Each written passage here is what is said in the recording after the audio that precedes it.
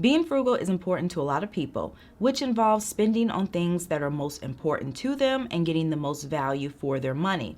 But that's not the only area where we can be frugal. Time is a valuable resource, and some even believe that it's more valuable than money, because whereas you can always earn more, you can't always get more time. But regardless of how you feel about that statement, whether you agree or disagree, one thing that we cannot deny is that there are only so many hours in a day. We only have so much energy.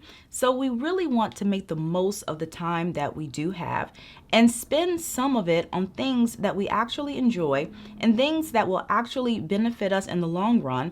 Because one good thing about being frugal with your time is that it can also benefit your finances. So one way to be frugal with your time is to be selective when it comes to invites. And for a lot of people, I know this will probably be a little difficult because whether you have a small or a large circle, turning down invitations isn't always the most comfortable thing to do, and sometimes we can feel obligated to attend. And obviously, there's nothing wrong with being social and having fun and getting out there.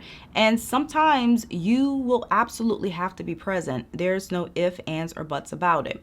But one thing that I have learned from experience is that having an active social life can sometimes run you into the ground. It can be physically draining, it can be financially draining, and if you're wired like me, it can also be mentally draining at times. So occasionally you might have to take a step back. So as hard as it might be, a key way to be more frugal with your time is to sometimes say no, especially for an activity that's not important to you or one that you wouldn't otherwise spend money on. And you really shouldn't feel guilty about being selective, especially in those situations where you are expected to spend money, such as when you have to buy a gift or maybe you're expected to purchase a product, especially when the person doing the inviting doesn't really include you in other things. This is something I used to do a lot when I was younger. I would accept invitations to play laser tag or to go ice skating, and those were activities that I really didn't enjoy, and to this day, I still don't enjoy them. But back then, I would go just because someone invited me, but the entire time, I would silently complain to myself because I felt that I was wasting my time and my money. But eventually, it got to a point where I was comfortable saying, thank you, but no, I will not be attending. And I realized that saying no can be a little awkward, especially if you're not used to doing it. But the first time is really the hardest because the more you do it, the easier it becomes. Another way to be frugal with your time is to not spend too much time penny pinching. I absolutely love a good sale, and I frequently use cashback apps, and I rarely buy anything full price.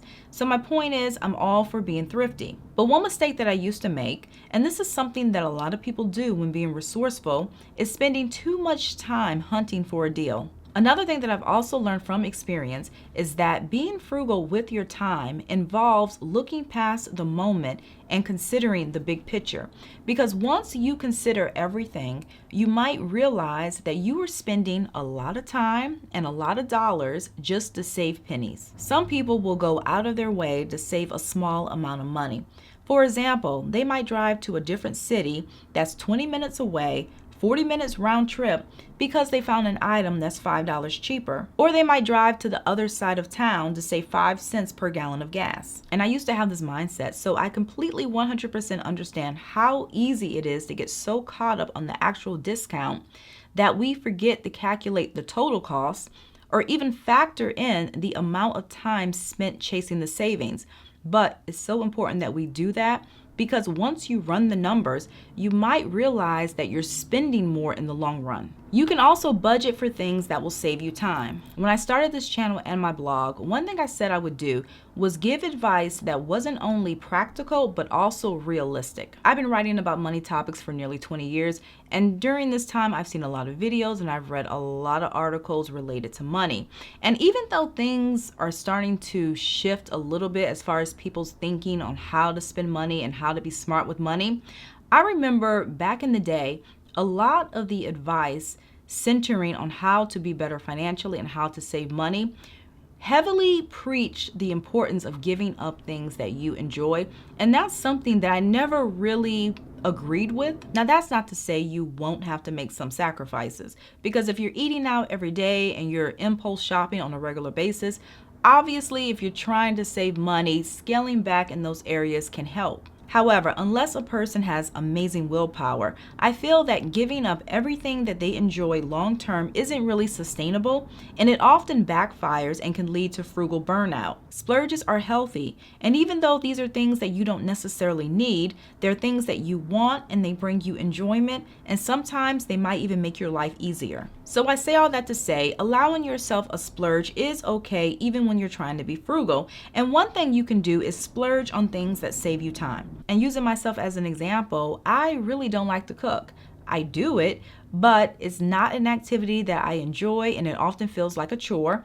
And because of that, we will sometimes splurge and use Factor, which is basically having chef prepared meals delivered to our house. And for other items that I might need throughout the week, I'll use Walmart delivery. And it is a convenience, so there is an extra cost attached to it, but I'm not a big spender.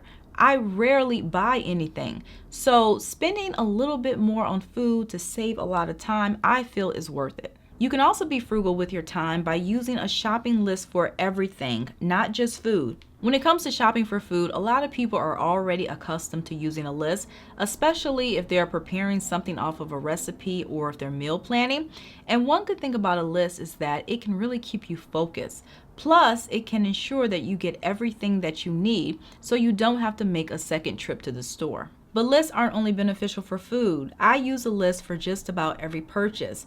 It doesn't matter if I'm going to Target or Home Goods to buy things for the house, or if I'm picking up items from CVS. I always create a list before heading out. Because one thing I've noticed about myself, and I'm sure a lot of you can probably relate, but whenever I go to a store without a list, even when I know exactly what I need to buy, I always stay inside longer than I have to. Sometimes twice as long, which of course in itself is also a time waster. And the more I browse, the greater the risk of buying things that I don't need, which is a money waster. So now I basically use the Reminders app on my phone and I'll get a list together before leaving the house. And one good thing about having a list for everything is that it forces me to take inventory. That way I'm able to see what I already have and I don't buy duplicate items. So that's all that I have for you guys today. Don't forget to like, comment, and share, and also subscribe if you like personal finance and you want to see more videos like this. I typically post every week, so thank you again for watching, and I'll see you in a few days.